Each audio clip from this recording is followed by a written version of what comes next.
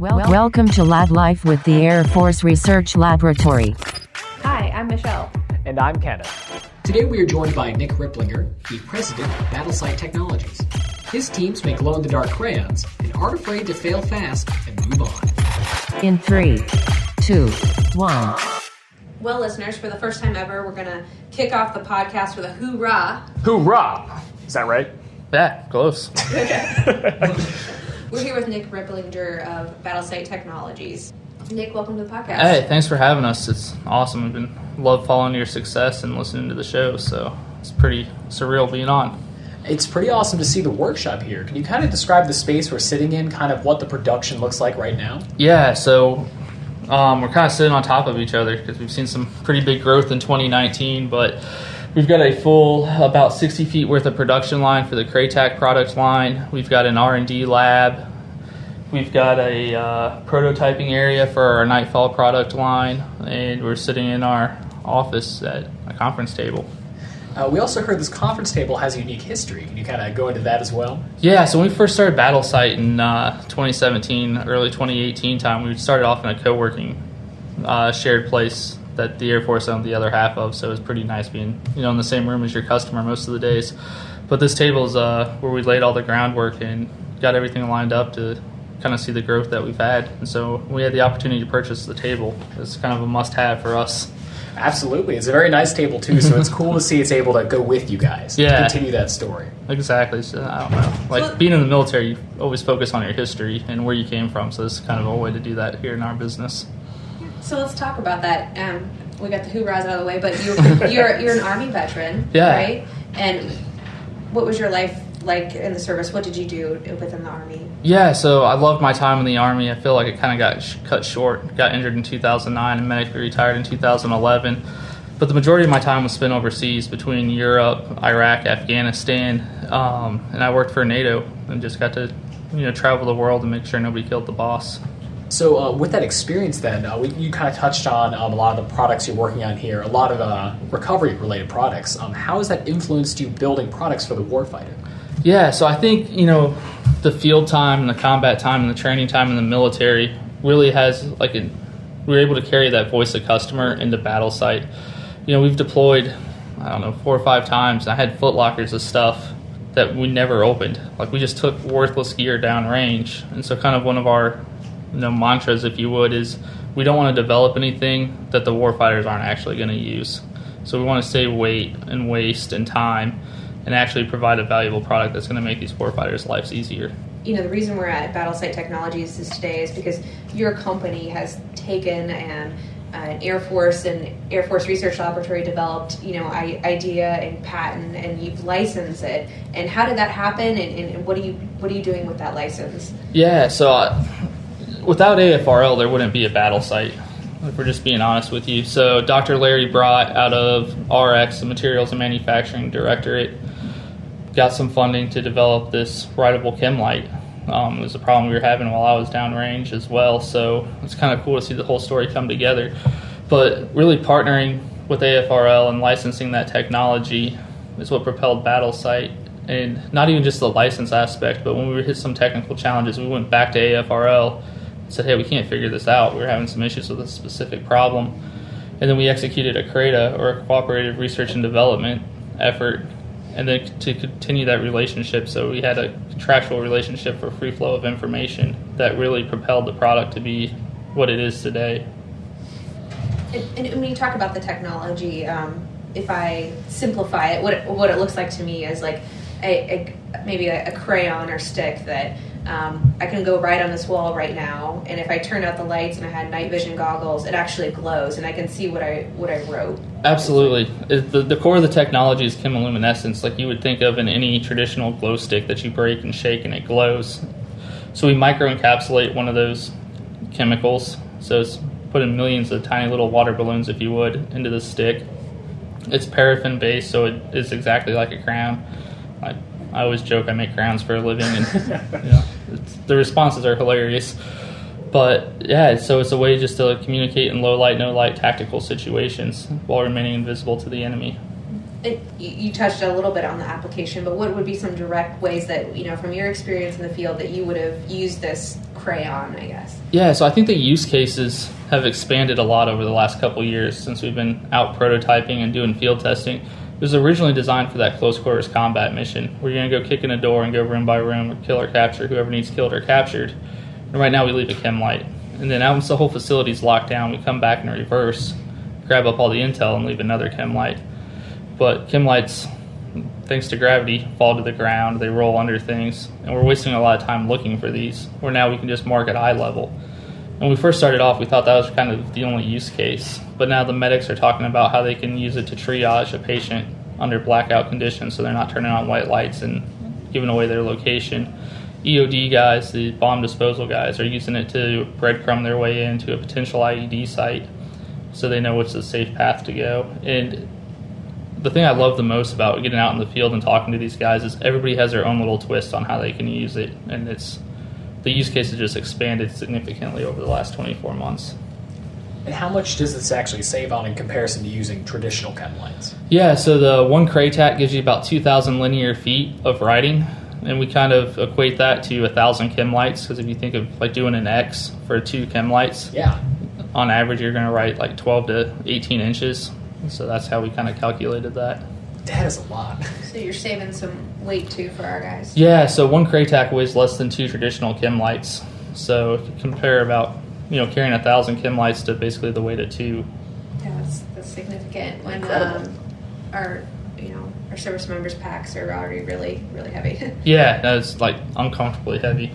And then you start thinking about like the long-term care issues of back problems and knee problems that are all funded through the VA, that any weight that we can reduce, has this, massive multiplier effect down the road. Sure. And how did you come to hear about our scientist technology that was available for licensing? Yeah, so that was, a phenomenal relationship we had within the community with the Entrepreneur Center. The president of the Entrepreneur Center, Scott Korndike, actually brought this technology to us, knowing my background, and he thought it'd be a good fit. We fell in love with it and picked it up and ran with it. And can you talk about some like the process of like what did running with it mean? Like, yeah, there's a process you apply, or so that was interesting. Never doing this before in my life, and never we heard about it one day, and then that afternoon we went to go execute. I'm like, let's go figure out how to do this. So luckily we got partnered up with Sunita Chavez, who was amazing. She was kind of like the license agent, or her title's Orta, but yeah, she helps with our tech transfer. Yeah, exactly. And she was a total rock star during the process, and walked us through baby steps. She, the Air Force has certain due diligence they have to do on a potential company that's going to take their tech. They want to make sure that that company is going to be successful. We needed to do some due diligence on our end to really understand the state of the technology. And it was honestly a fairly seamless process. It took about 6 months back and forth with documents and reviews and meetings, and really just understanding from both sides what it looked like. And then we went back earlier this year to go get another license, and that got done in 2 months because we've already been through the process. So wow, that's fast. Yeah, it was very fast. And again, we worked with Sunita on that because it was coming out of the manufacturing and materials directorate. And I think, anything in business is all based off relationships, and I think we were able to prove some, minor success with the CRATAC, that it seems like a no-brainer for the Air Force and for Battlestate to kind of expand the product line that way. Yeah, and from our perspective, the Air Force cares because we're not in the business of manufacturing glow-in-the-dark crayons, for a better word, And not totally glow-in-the-dark, I guess glow-in-the-dark if you have night vision goggles. That's the real differentiator, because you have to have that to see the technology and what's been marked or cleared or whatever message that you're using the technology for. Absolutely. And touching on those partnerships, so we, after walking through the workshop, saw a multitude of other uses for a lot of this, like the IR powders. So how are you using this to help save and recover airmen who may be lost at sea or beyond? Yeah, so we've taken the core chemistry of the CRATAC and turned it into an IR sea dye marker. So we just got back from Japan a couple weeks ago out at Kadena Air Force Base, and we're doing some testing, got some phenomenal results. But kind of touch on the partnerships is we participate in Tech Warrior, which is ran by the Cyber Office a lot. We try to hit every one of them. And the relationships that come out of there and how we can incorporate, some of our other technologies into existing products that, an edge protection system, for instance, that is saving people's lives by not tearing up their ropes. But if they're doing mountaineering at night, can we make that glow so they can see their rope and make sure it's in the right place? Just working with other companies on how we can, pull their technology and our technology and make, a superior product for these warfighters who are putting everything on the line. And are these companies that reach out to you then, or do you kind of find these products, like you mentioned, saying, hey, we can help this? I'd say it's a mixed bag, to be honest with you. We've definitely reached out to some companies, and some other companies have reached out to us. And if it's a good fit, just lower your head and run through that brick wall and figure out how to make it. That's phenomenal. So for some of the products we saw then, I kind of mentioned recovery in the ocean, but you have, if I understand correctly, there's a sea dive that already exists, and you guys have augmented, or? Yeah, so there's a daylight sea dive marker that dives the water around the ocean for about 45 minutes, and it's great, and it works phenomenally well in daylight conditions, but you can't see it at night. And when would the sea dive user be, or sea dive pack be used? Yeah, so if a pilot or aircrew has to punch out of an airplane, or unfortunately, they have a tendency of crashing airplanes from time to time. So when an incident like that happens, and these airmen are out on the water, they can deploy the sea dive and hopefully speed up that recovery time. And really, time is of the essence. It's really the difference between rescue or recovery, and we want to rescue these guys and not recover. Absolutely, because you said the current product out there that our forces are using, it lasts about 45 minutes and it can only be seen in the daytime. So that's really not, depending where you are in an ocean, that's really not a lot of time to find someone. Exactly. So when we took that chemistry and created the Nightfall product line, we're providing 8 hours of infrared light that can be visible during the day with filters or at night through night vision goggles. Working with the 7-Eleventh right now on some augmented rescue vision type system. So then it can be cameras that's drone based, and the more assets you have, just the faster you're going to find these people. So you're working with the human performance wing to make it more than just like your eyes, visual eyes looking for something, that you would have technology augment that search and specifically look for this bioluminescent exactly product. And you can basically, I'm not a software guy, so I don't really understand what the 7-Eleven's doing, but it's pretty cool when you get to see it. Absolutely. That they've got it coded so it will tag the specific frequency and throw up a signal on this machine, so you can be like half asleep and this thing will start ringing bells and say, hey, IP found. Oh wow, That's wild. And going along those lines then, I'm kind of talking about the work you've done with other companies, working with the Air Force through SBIR. What has really helped Battlesite stick out? What has helped make you guys unique, outside of just, obviously, the amazing products you've talked about? Yeah, I think there's a couple different things. I think the best thing that Battlesite's ever done is the team that we built around us. From the technicians to the rest of the leadership team at Battlesite has been huge. But I think, honestly, the relationships, kind of with my background, we can walk into a team room with a bunch of SEER guys and pitch them an idea. And we can go out and execute based off their feedback, or we can solicit other problems that they're having. This whole Nightfall product line came together while we were demoing the Craytac, and they asked us, hey, can you float this on water? I said, I have no clue. Let's go get a beaker of water. We'll see what happens. Yeah. And we got some minor successes that day in the lab, and we were able to win a phase 1 at the first pitch day up in New York. That transitioned to a phase 2, and then last month we were out in Okinawa testing a system on the ocean. So I think our speed, relationships, and then the team we have around us is what makes us unique. And if you're bringing SEER specialists, so SEER specialists are survival, evasion, resistance, and escape specialists within our forces. So they're the ones that are they're the warfighter that's going to use this product. So you're getting direct feedback from them about what they need. Absolutely. Or ideas about applications of your product, because you might start out with the Craytac and have one application, but you're showing that same sort of technology that AFRL developed can be applied in different ways, but they're thinking about it differently. Absolutely. And I think another thing that we do really well here is we don't develop anything without an end customer's input. So we bring in these operators and these end users to tell us what's working right, what sucks, what needs to be modified, how can we make this better to meet more of their needs, and which kind of ties into those relationships as well. Yeah, so it's very hands-on, where every step of the process, you want to make sure they're fully aware of what they're getting. Absolutely, and we want their input, right? Because I don't want to have that footlocker, and they're like, oh, we're not not taking this out on mission. Yeah, We don't want think them. this. So no, that makes perfect sense.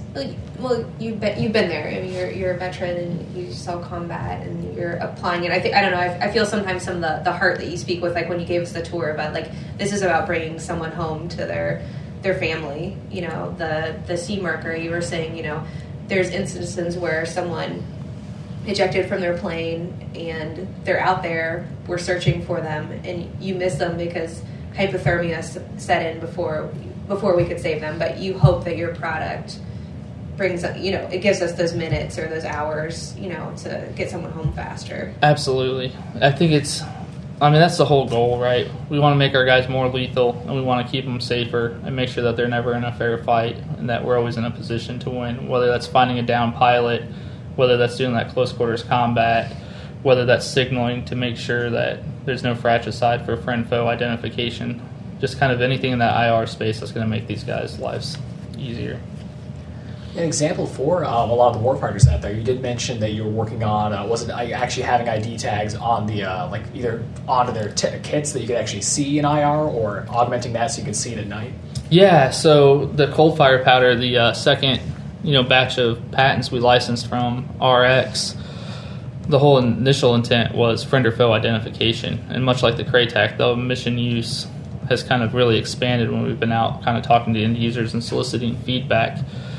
But yeah, I mean, just knowing who's who on the battlefield, you can Google, air footage or airstrike footage, and everybody looks the same on the ground, right? It's just picking up the thermal images and now really knowing who to shoot and who not to shoot. Really, at the end of the safety, day, like you mentioned. Absolutely.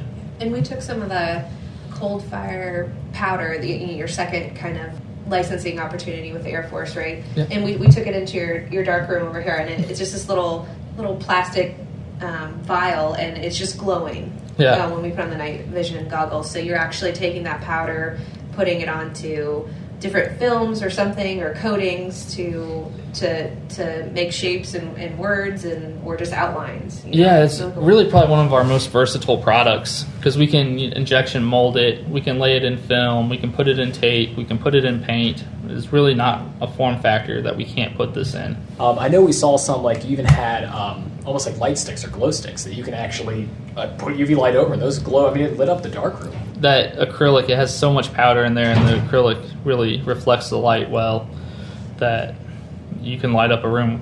Yeah, the powder itself, like I didn't realize how many uses it would have. I would assume it'd either be stuck to the chalk or, again, maybe something like lining tape, but I had no idea that it could be that versatile. Yeah, I mean, it's massive, and it's super exciting to continue that relationship with AFRL and continue that relationship with some of our end users and really get this out in the field. So kind of touching on that point then, speaking of the powder and beyond, what does the future of Battlestate Technologies look like for you guys? Yeah, so we spend a lot of time flipping through the IP portfolio of the Air Force and other DoD labs and really looking for that next thing that's sitting on the shelf that could impact a warfighter tomorrow. And how can we take that out of these labs, rapidly commercialize it, productize it to improve the men and women's lives. So Lucy, do you have any message to other people that might want to do the same thing you're doing? Yeah, I think there's so many great ideas and so many just wildly smart people that are in these labs doing research and developing and inventing that there's no shortage of great ideas out there.